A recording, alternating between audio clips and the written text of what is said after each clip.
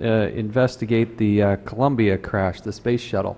Do you care to comment on that? Are you suggesting that they have that same type of reputation and that investigation was flawed?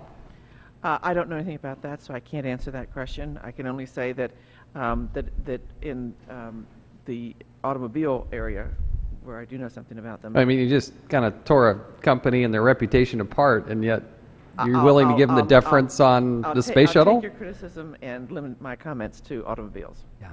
In the automotive area, they've done a half a dozen major defects where they've come in and found that there's no defect, even though there's been a recall in many of the cases. Is there any reason to think that they're any different on space shuttles versus aircraft? What's They probably have different people working on them, and they may be different if they're working for How the big government. a company do you have? I mean, I just don't know. How big a company is It's a this? pretty big company, and it may have a different mode of operation when it's working for the government than when it's working for manufacturers. So you'd question what their motivation was kind of behind the scenes. What are you suggesting that we should go back and reconsider the work that they did in other areas, or?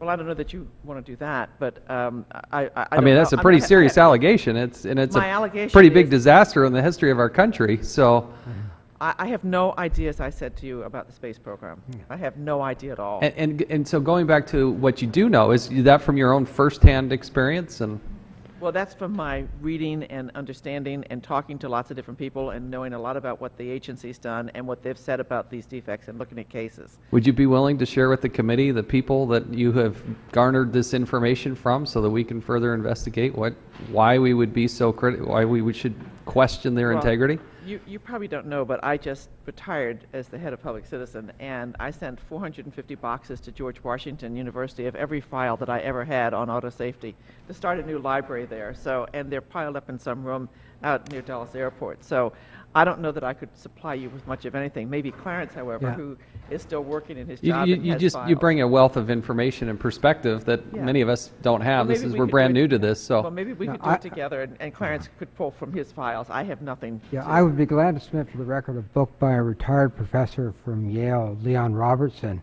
who looked into a number of different cases where that failure analysis was involved in.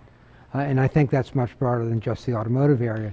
But I personally have looked at their reports on Firestone tires, their reports on GM fuel tanks, and several other automotive investigations, and I'd be happy to provide information on those.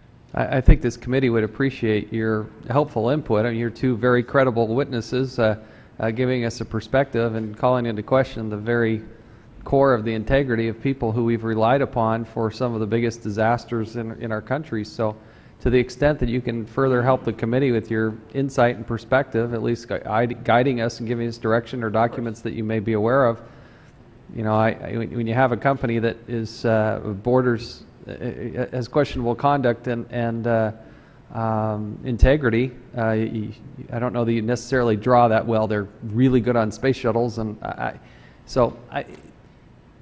we appreciate your testimony, your perspective, and I guess that's why we bring it up. It's a serious charge, and we'd like to explore that further. I think we'd be negligent if we didn't. So, thank you, Mr. Chairman.